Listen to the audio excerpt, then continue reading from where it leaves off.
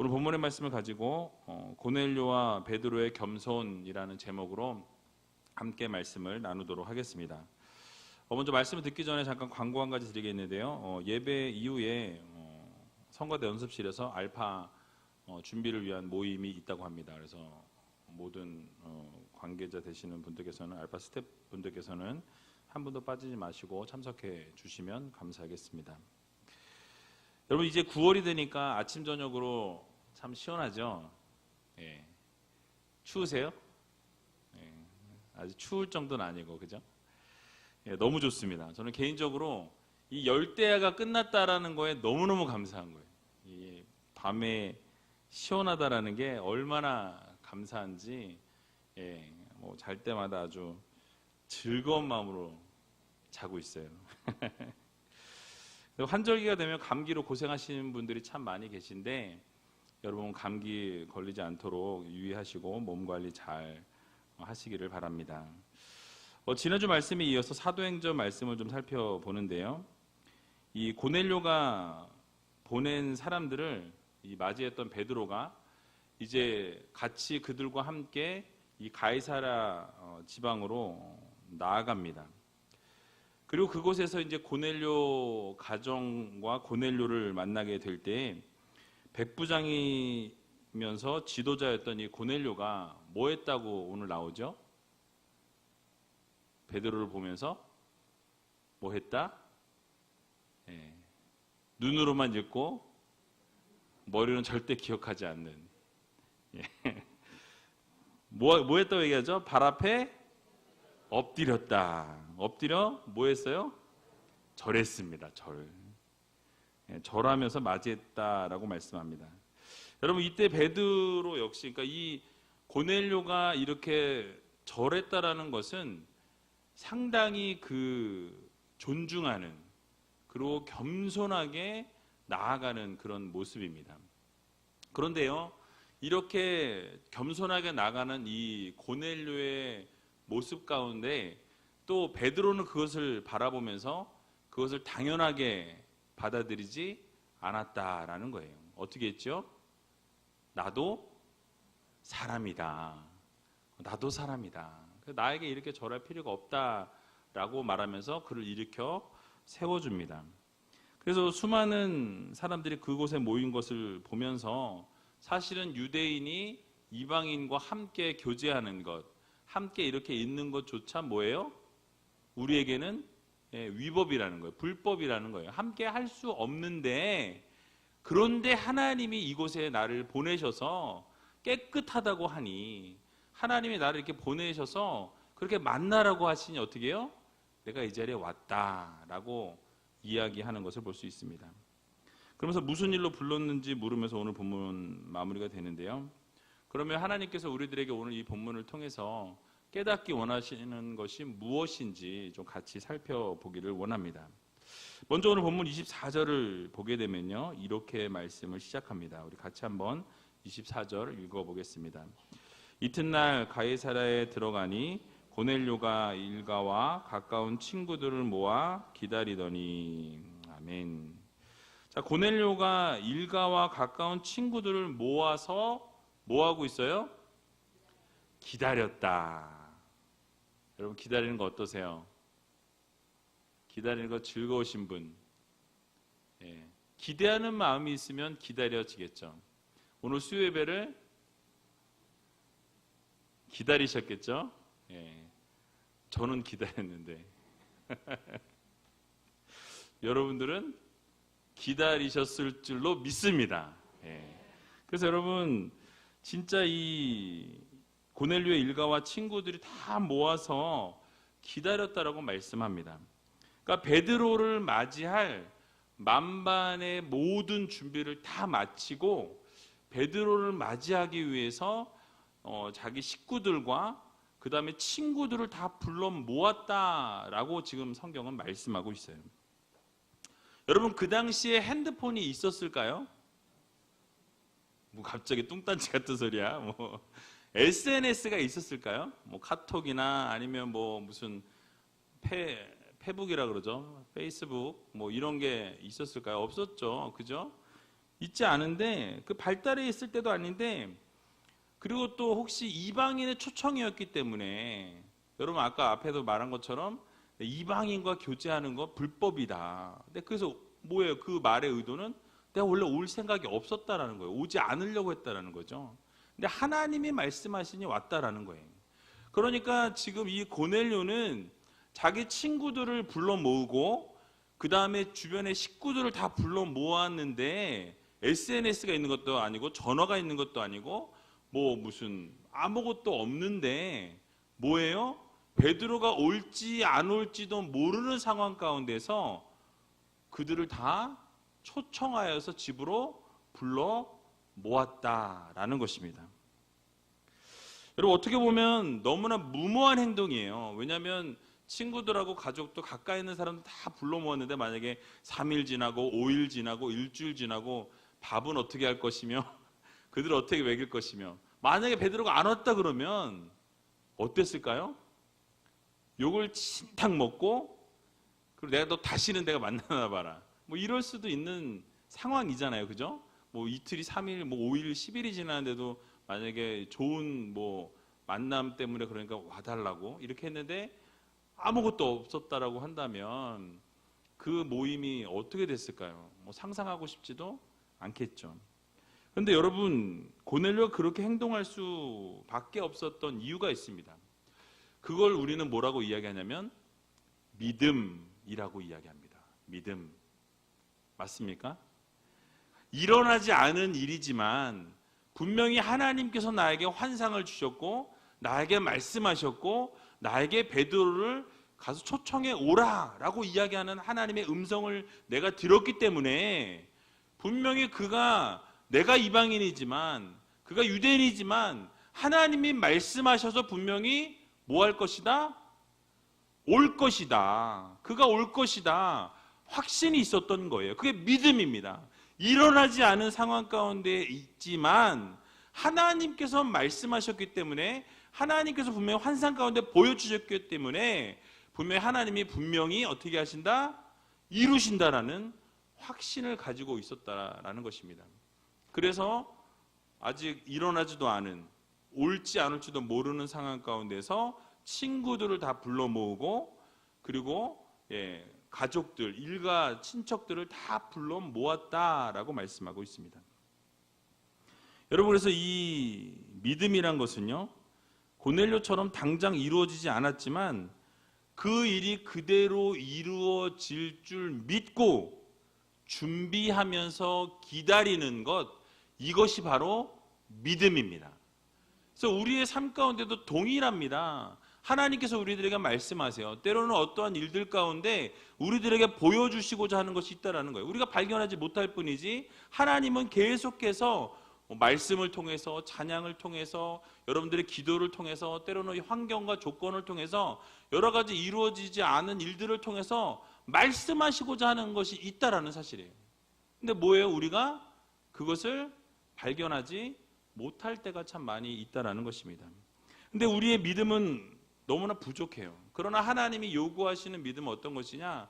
아직 이루어지지 않았지만 어떤 아무것도 된 것이 없지만 그 하나님의 말씀을 믿고 그대로 기다리며 나아가는 것 그것을 우리들에게 요구하신다는 사실을 여러분들 모두 기억하시기 바랍니다. 자신이 믿는 것이 이루어지는 그날을 대비하여서 준비하고 기다리는 자가 진정한 믿음의 소유자라는 이 사실을 여러분들 모두 기억하시기 바랍니다.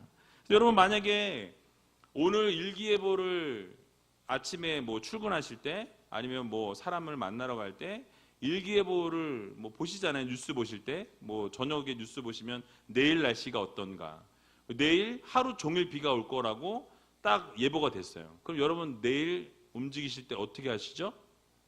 우산을 챙기는 거예요. 그게 우산을 챙기는 이유가 뭐죠? 비가 온다는 것을 믿는 거예요. 뭘 믿는 거예요? 그 예보를 믿는 거죠. 그런데 비가 하루 종일 올 것이라 그랬는데도 우산을 안 가지고 나가는 것. 그건 뭐죠? 객기죠. 그래서 아니면 돈이 많아서 내가 나가서 우산 또 사지 뭐, 비 오면. 뭐 이제 이런 마음이죠. 그래서 여러분, 이 예보를 믿는다면 우리가 준비해야 될 건 우산이에요. 그죠? 그러니까 하나님께서 우리에게 말씀으로 말씀하시면 그 말씀이 반드시 이루어질 거라는 믿음을 가지는 것. 아직 이루어진 것이 없고 이루어질 것 같은 상황과 환경이 아무것도 없을지라도 하나님이 말씀하셨기 때문에 그것이 이루어질 거라고 믿는 믿음, 그게 바로 진정한 믿음이라는 사실을 여러분들 모두 기억하시기 바랍니다. 마태복음 25장을 보게 되면요, 우리가 잘 아는 슬기로운 다섯 처녀와 미련한 다섯 처녀의 이야기가 나옵니다. 여러분, 신랑을 맞이하는 이 슬기로운 다섯 처녀는 등을 준비하고요, 또 그 등에 기름을 같이 함께 준비했다라고 성경은 말씀합니다. 그런데 이 미련한 다섯 처녀는 어떻게 했죠? 등은 준비했지만 기름을 준비하지 않았다라고 성경은 말씀해요. 그리고 결국 신랑이 오실 때가 되었을 때 이 슬기로운 다섯 처녀들은 혼인잔치에 다 들어가게 됩니다. 근데 미련한 다섯 처녀들은요, 어떻게 되죠? 그때서야 기름을 준비하러 갔다가 신랑이 들어가고 문을 닫아버려요. 문이 닫히게 됩니다. 그리고 미련한 다섯 처녀가 문을 열어달라고 간청할 때 주님께서 이렇게 말씀하세요. 내가 너희를 알지 못한다. 그렇게 말씀하세요. 그러면서 하신 말씀이 뭐냐면 바로 너희가 깨어 있어라. 그 시와 때는 알지 못할 것이다. 그러므로 깨어 준비하라 라는 말씀을 우리들에게 교훈하신다라는 것입니다. 여러분, 그 때와 그 시는 우리가 알 수 없죠. 그러나 하나님의 말씀하신 것은 무엇입니까? 반드시 이루어진다. 이 사실을 여러분들 모두 기억하시기 바랍니다. 그래서 우리 모두는요, 이 슬기로운 다섯 처녀와 같이 준비하고 믿음으로 기다릴 줄 아는 그런 지혜로운 성도들이 다 되시기 바랍니다. 그래서 오늘 본문의 고넬료와 같이 믿음으로 준비하고 기다릴 줄 아는 그런 믿음의 소유자들이 다 되시기 바랍니다. 그래서 마태복음 24장 44절의 말씀을 보면 이러므로 너희도 예비하고 있으라. 생각지 않은 때에 인자가 오리라 라고 말씀합니다. 그래서 여러분, 이 말세의 지말이 가까웠다라는 이야기들을 많이 하는데요, 언제 예수님이 재림하실지 아무도 몰라요. 며느리도 몰라요. 아무도 몰라. 근데 우리는 뭐 해야 되죠? 준비해야 돼요. 그 때를 준비해야 한다는 것입니다. 믿음으로 분명히 오실 것이라는 믿음을 가지고, 확신을 가지고 준비할 수 있는 저와 여러분들이 다 되시기를 주님의 이름으로 간절히 축원드립니다. 또 오늘 본문 25절에서 26절을 보게 되면 이렇게 말씀합니다. 우리 25절과 26절도 같이 한번 읽어보겠습니다. 마침 베드로가 들어올 때에 고넬료가 맞아 발 앞에 엎드려 절하니 베드로가 일으켜 가로되 일어서라, 나도 사람이라 하고. 아멘. 자, 고넬료가 베드로가 집으로 들어올 때 발 앞에 엎드려서 뭐해요? 절을 했다. 넙죽 엎드렸다라는 거예요. 보자마자 넙죽 엎드려서 절을 했다라고 말씀하죠. 여러분, 절을 한다라는 것은요, 낮은 사람이 누구에게? 높다고 생각하는 사람에게, 그죠? 경의를 표할 때 이렇게 절을 하게 됩니다. 그래서 극도의 경의를 표할 때 취하는 행동이 바로 이 절을 하는 거예요. 이게 유대 풍습도 그 동일한데요. 근데 로마 군대의 이 백부장이었던 이 고넬료가, 여러분, 갈릴리 출신의 베드로의 직업은 뭐였어요? 어부, 그죠? 뭐 제가 그렇다고 어부를 뭐 이게 비하하는 얘기는 아니에요. 그러나 그 당시의 시대 상황을 말씀드리는 겁니다. 여러분, 지금 어느 나라가 어느 나라를 지배하고 있어요? 로마가 이 유대를 지배하고 있어요. 로마의 장군인데 100명이나 되는 수하를 거느리고 있는 사람인데, 지금 피지배계층의 나라 이 유대 민족의 그것도 지금 물고기를 잡는 어부 출신인 이 베드로 앞에 엎드렸다. 여러분, 이거는요, 오늘날에 이런 일이 일어나면 신문에 나올 일입니다. 그렇죠? 분명히 신문에 날 일이에요. 그래서 여러분, 이 고넬료는요, 세상적인 시각으로 바라보게 되면 이 로마 군대의 장교였고요. 또 그리고 지배하는 이 피지배 계층을 지배하는 민족의 백부장이었어요. 100명이나 거느릴 수 있는 그런 지도자였다라는 거예요. 근데 그 사람이 베드로를 바라보는 그 순간에 어떻게 했습니까? 엎드렸다라는 거예요. 절했다라는 거예요. 자, 여기서 우리가 생각해 볼 수 있는 것은 무엇이냐면 고넬료는요, 세상적인 시각으로 베드로를 바라본 것이 아니었다라는 거예요. 베드로를 바라볼 때 하나님의 시각에서 이 베드로를 바라보았다라고 말씀드릴 수 있는 것입니다.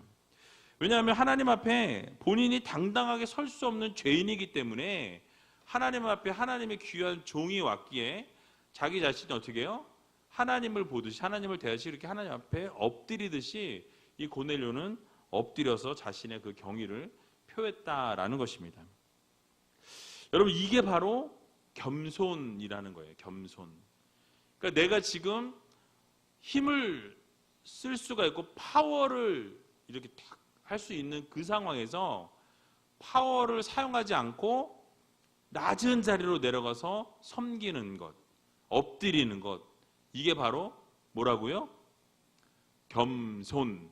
겸손입니다.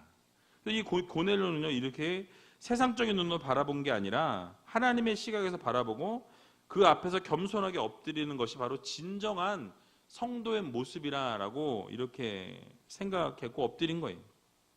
그러니까 전지전능하신 하나님, 위대하신 하나님 앞에서 이 로마 군병 이 리더도 어떻게 한 거예요?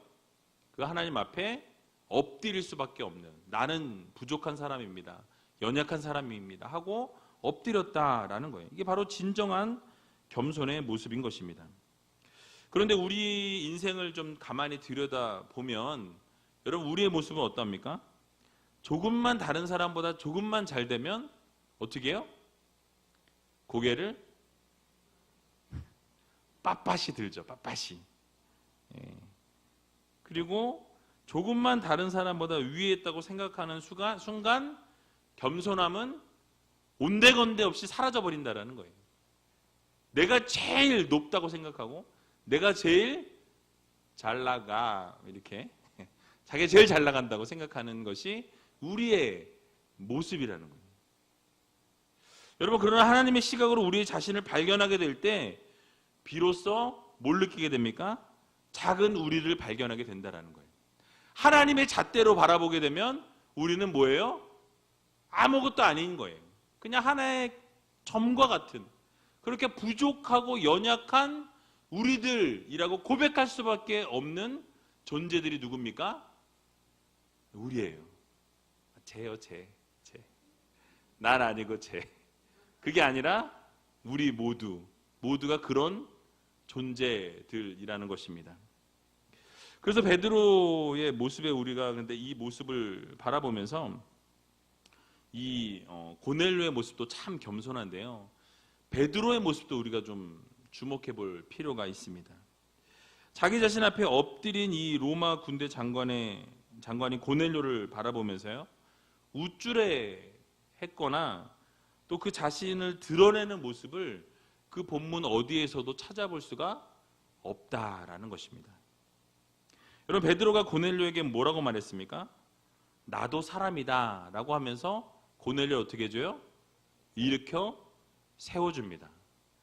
여러분, 이 베드로가 여러 가지 기적과 이사를 나타냈어요. 이 앞쪽에 제가 쭉 설교할 때 베드로가 얼마나 많은 기적을 행했는지 여러분 많이 들으셔서, 또 아예 듣지 않으셔도 아시니까 어떠한 일들을 행했는지 아실 거예요. 그는 정말 많은 기적을 베풀었습니다. 죽은 사람도 살리는 그런 많은 기적까지도 베풀었던 사람이 베드로였다라는 거예요.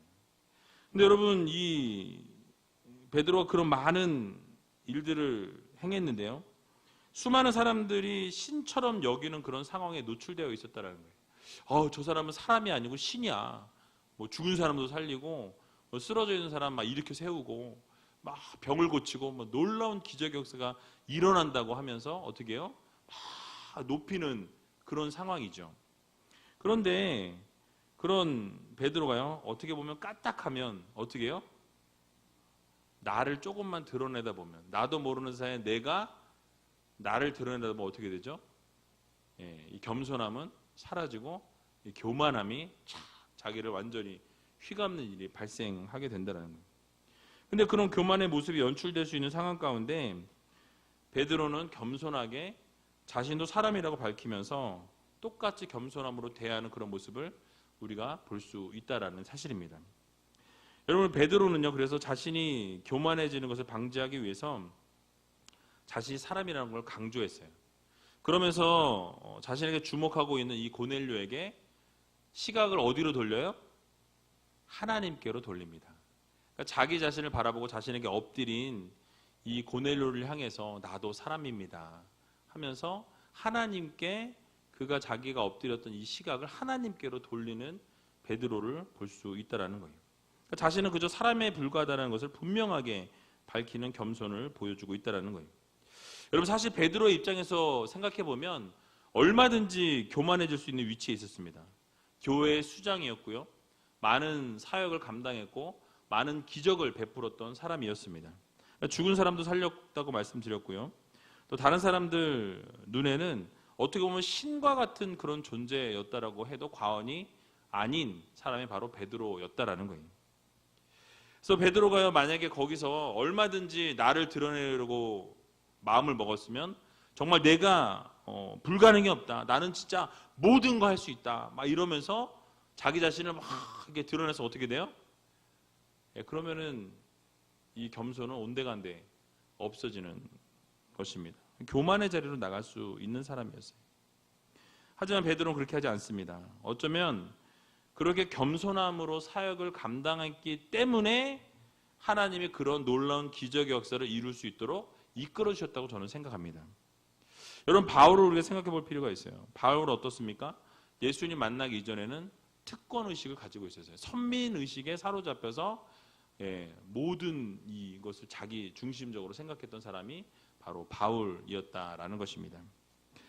교만의 결정체였어요. 엄청 설치고 다녔죠. 그죠? 설교할 때 말씀드린 것처럼 그래서 많은 사람들을 잡아가지고 가두는 것, 그리고 옥에 가두어서 이 예수 믿는 사람들을 핍박하는 것이 하나님의 영광을 위한 것이라는 착각에 사로잡혀 있던 사람이 바울이었습니다. 여러분들, 예수 그리스도를 만난 이후에 어떻게 변합니까? 완전히 달라진 모습을 보여요. 자신이 만삭이 되지 못한 자와 같다고 그렇게 고백하는 것이 누구였어요? 바울입니다.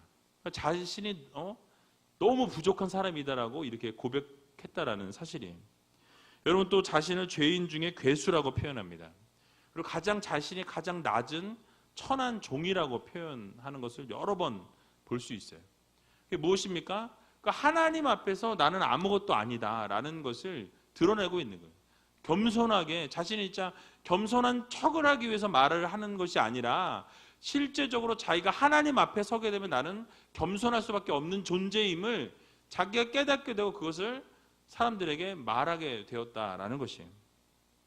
그래서 하나님의 시각에서 볼 때 자신은 가장 낮은 자요, 겸손한 자일 수밖에 없었다라는 것이 바울의 고백이었다라는 것입니다. 여러분, 그렇습니다. 우리의 모습도요, 하나님의 시각으로 바라보면 겸손하게 살아갈 수밖에 없는 존재들입니다. 어느 그 누구도 하나님 앞에서 고개를 빳빳이 들고 이렇게 딱 당당하게 서 있을 수 있는 사람은 없습니다. 만약에 그렇게 서 있는 사람은 목에 기부스를 했거나 이 목에 문제가 있어서 거북목이거나 목을 숙일 수 없는 그런 사람이 아니고서 하나님 앞에 목을 빳빳이 들 수가 없다라는 거예요. 근데 우리의 모습은요, 여러분, 한계가 있습니다. 부족하고 연약하기 때문에 늘 하나님의 손길이 필요하고요, 하나님을 의지하지 않고는 단 한순간도 살아갈 수 없는 존재가 누구예요? 우리들, 나 자신이라는 것입니다.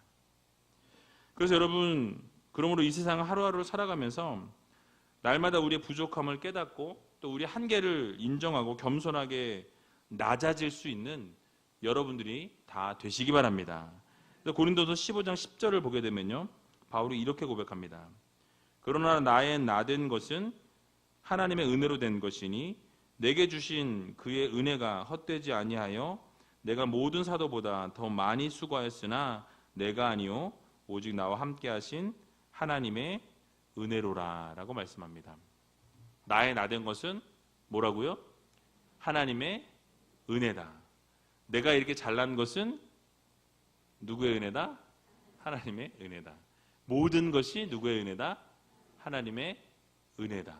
그러니까 바울은 모든 것이 다 하나님의 은혜임을 고백했고 실제로 그렇게 살았던 삶이었음을 우리는 성경을 통해서 알 수 있습니다. 그래서 우리 우이제일교회 모든 성도님들도 하루하루 살아가면서 뭘 느끼며 살아가셔야 돼요? 모든 것이 하나님의 은혜이다. 이걸 생각하면요, 교만할래야 교만할 수가 없어요.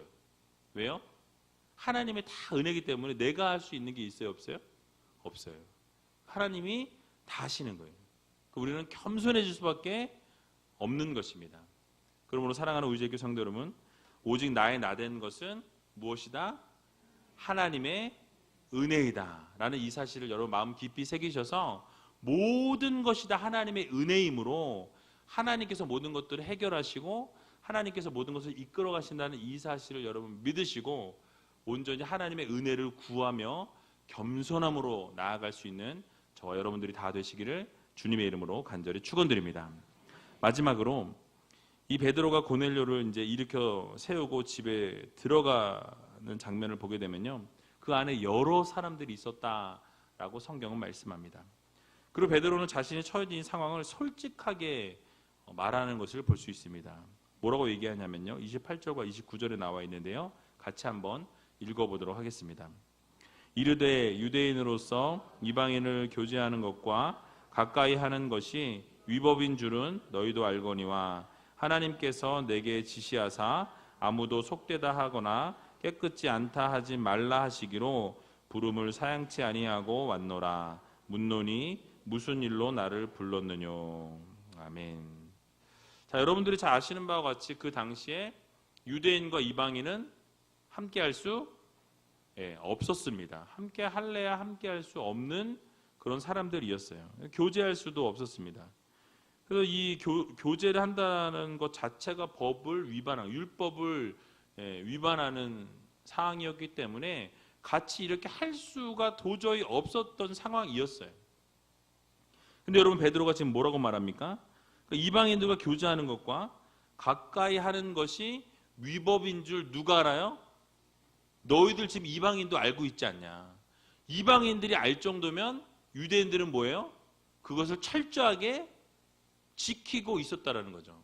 나도 그거 지켰어. 한 번도 어긴 적이 없어. 이방인하고 교제한 적도 없고 같이 있었던 적도 나도 없다라는 이야기거든요. 그런데 그 다음에 뭐라고 이야기합니까? 그런데 하나님께서 아무도 속되다 하거나 깨끗하지 않다고 말하지 말라 말씀하셨기 때문에 내가 지금 뭐 했다? 이 고넬료 너희 집에 왔다라는 거예요. 그러니까 내 생각에는 뭐예요? 너와 대화할 수도 없고 너와 함께 할 수 없고 내가 이 자리에 올 수 없는 사람인데 뭐예요? 누가 말씀하셔서? 하나님이 말씀하셔서, 하나님이 나에게 명령하셔서, 하나님이 가라고 하셔서 내가 이방인들을 더럽다라고 생각했는데 하나님이 지금 깨끗하다고 말씀하신 것을 내가 어떻게 더럽다라고 이야기하겠느냐. 그래서 내가 왔다라는 거예요.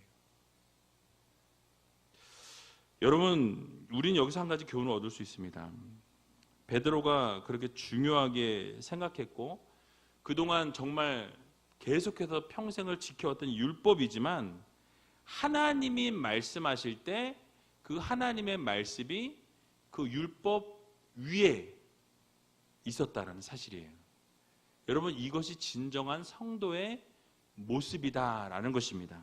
그래서 그 말씀의 최고의 권위를 인정하는 베드로의 모습을 우리가 오늘 이 본문에서 발견할 수 있다라는 거예요.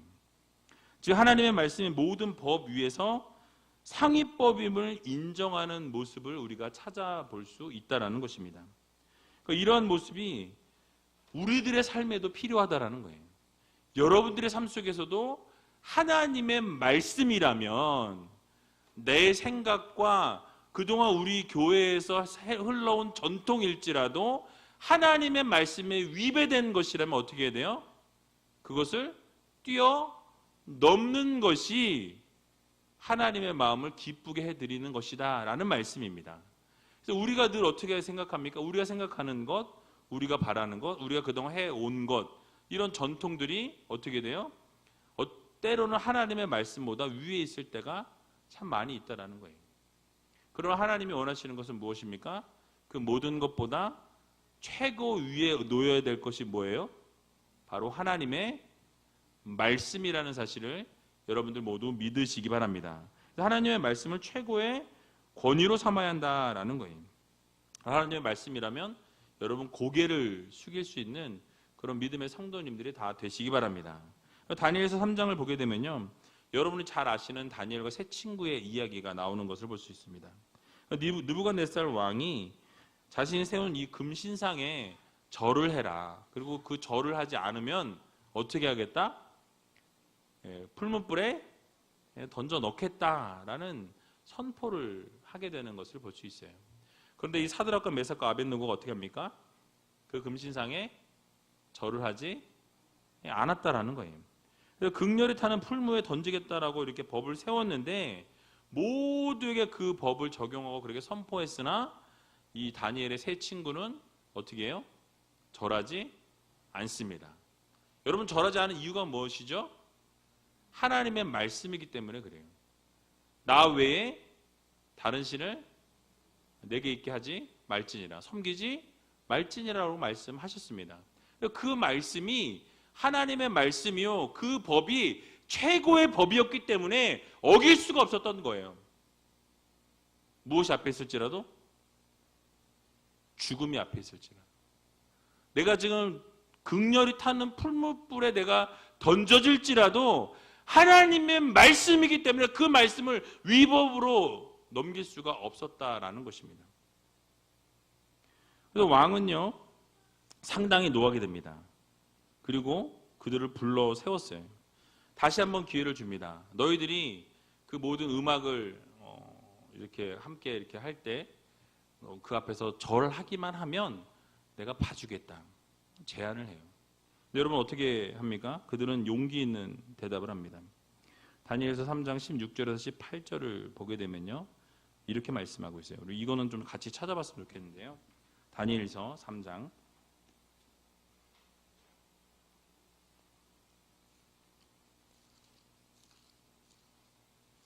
16절에서 18절 말씀입니다.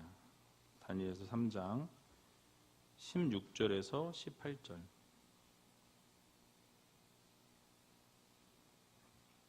같이 한번 읽어보도록 하겠습니다. 사드락과 메삭과 아벳느고가 왕에게 대답하여 가로되, 느부갓네살이여, 우리가 이 일에 대하여 왕에게 대답할 필요가 없나이다. 만일 그럴 것이면 왕이여, 우리가 섬기는 우리 하나님이 우리를 극렬히 타는 풀무 가운데서 능히 건져내시겠고 왕의 손에서도 건져내시리이다. 그리 아니하실지라도 왕이여, 우리가 왕의 신들을 섬기지도 아니하고 왕의 세우신 금신상에게 절하지도 아니할 줄을 아옵소서. 아멘. 여러분, 얼마나 멋진 모습입니까? 죽음 앞에서 풀무불에 지금 던져버리겠다라는 그 경고 앞에서 뭐라 그래요? 나는 절대로 그렇게 할 수 없다라고 말씀하고 있어요. 이 일에 대해서 대답할 필요조차 없다라는 거예요. 이 일말에 이 재고조차 할 이유도 없는 지금 너는 그런 말 하고 있다라고 담대하게 이야기하고 있다라는 것입니다. 그래서 왜 그렇게 할 수밖에 없느냐? 분명히 하나님이 우리를 능히 건지실 것이다 라고 이야기해요.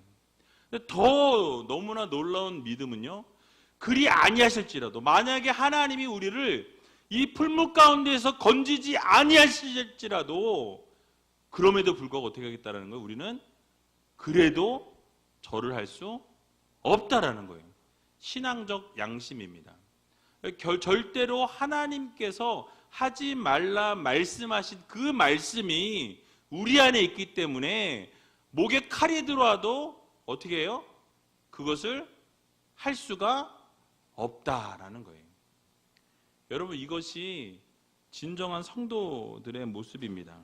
그래서 말씀을 최우선으로 여기고 말씀 가운데 정말 다른 신을 내게 두지 말라고 하신 하나님의 그 말씀대로, 다른 우상에 절하지 말라라고 말씀하신 그 말씀대로 하나님의 말씀을 최고 우위에 두고 그 말씀대로 순종하고 하나님 앞에 모든 것을 내어 맡겼다라는 거예요. 그러니까 하나님이 우리를 구원해 주실 것이다. 그런데 구원해 주시지 않을지라도 우리는 하나님 앞에 이 일을 행할 수 없다라는 거예요. 이게 바로 믿음입니다. 믿음. 그러자 느부갓네살 왕이요, 그 말을 듣고 화가 나서 평소보다 7배나 더 뜨겁게 하라, 이게 명령을 내려요.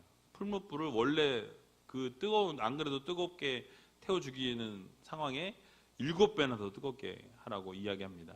그리고 결국 이 사드락과 메삭과 아벳느고를 집어넣던, 붙잡고 밀어넣던 사람들이 어떻게 해요?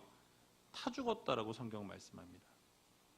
그런데 어떻게 해요? 이 세 사람이 불 속에서 댄스를 하고 있어요. 댄스를. 한 천사와 함께. 이게 하나님의 능력입니다. 그러니까 하나님의 말씀이 말씀대로 행하고 말씀이 위에 있는 삶을 살게 될 때 결국 그것이 돌아서 가는 것 같고 그것이 좀 잘못되는 것 같지만 결국 하나님이 세우신다라는 이 사실을 여러분 모두 믿으시기 바랍니다. 그래서 하나님 말씀 우선시하는 하나님의 백성은 누가 책임지세요? 하나님이 책임지시는 거예요. 우리가 할 수 있는 게 아닙니다. 하나님께서 책임지시니 우리는 뭐 하면 돼요? 하나님의 말씀을 항상 우위에 두면 돼요. 최고의 법으로, 최고의 말씀으로 하나님의 말씀을 최우선으로 하게 되면 그들의 삶은 하나님이 책임져 주신다는 이 사실 여러분 모두 믿으시기 바랍니다. 그러므로 언제나 우리 모두는요, 하나님의 말씀을 중하게 여겨야 합니다. 하나님의 말씀을 이렇게 대충 생각하면 안 된다는 거예요. 가장 최고의 말씀으로, 가장 귀한 말씀으로. 뭐 그렇다고 해서 이 성경책을 이 성경책 이러고 이게 막 이렇게 하면은 뭐 귀신이 안 생긴다 그러고 뭐 그런 얘기가 아니에요. 그렇다고 또 성경을 던지라는 얘기도 아니에요. 이 성경 자체를 말씀하는 게 아니라 여기서 말씀하는 하나님의 말씀을 이야기하는 거예요. 그래서 이 하나님의 말씀을 귀하게 여기고 존중히 여기는 자들을 어떻게 하신다는 거예요? 하나님이 책임져 주신다는 거예요. 그래서 여러분 이 하나님의 말씀을 날마다 존귀하게 여기고 하나님의 말씀 가운데 늘 거하며 살아갈 때 결국 하나님께서 여러분들의 인생을 책임져 주신다는 사실을 믿으시고 오늘 이 밤에도 하나님께 모든 것들을 내어 맡기고 하나님께 모든 것들을 드릴 때에 정말 하나님께서 여러분들을 완전히 사로잡아 주시고 오늘 이 밤에 하나님께서 성령의 놀라운 은혜로 폭포수와 같이 임하게 된다는 사실을 여러분 믿으시고 오직 하나님의 말씀 가운데 거할 수 있는 저와 여러분들이 다 되시기를 주님의 이름으로 간절히 축원드립니다.